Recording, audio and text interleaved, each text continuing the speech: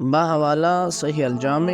حدیث نمبر 594۔ رسول اللہ صلی اللہ علیہ وآلہ وسلم نے ارشاد فرمایا کہ اگر کوئی شخص تمہارے کسی برائی یا گناہ کے متعلق جانتا ہو اور وہ پھر اس کو بنیاد بنا کر آپ کو برا بھلا کہے تو تم اس کی ایسی باتوں کے متعلق اس کی کسی برائی کو ظاہر نہ کرو، کیونکہ اس کے اس طرح کرنے سے تمہیں تو نیکی دی جائے گی، تمہیں اس پر اجر دیا جائے گا اور وہ گناہ اور وبال کا مستحق ہوگا۔ تو سامعین کرام، بیان کردہ حدیث ہمیں بتا رہی ہے کہ جیسے ہم لڑائی میں بعض لوگوں کے عیب بیان کرنے لگ جاتے ہیں، ہمیں کسی کے گناہ کے متعلق پتہ ہوتا ہے تو ہم وہ اجاگر کرنے لگ جاتے ہیں، یعنی لڑتے ہوئے دو لوگ آپس میں ایک دوسرے کے راز افشاں کر دیتے ہیں، ایک دوسرے کے راز بیان کرنے لگ جاتے ہیں، ایک دوسرے کی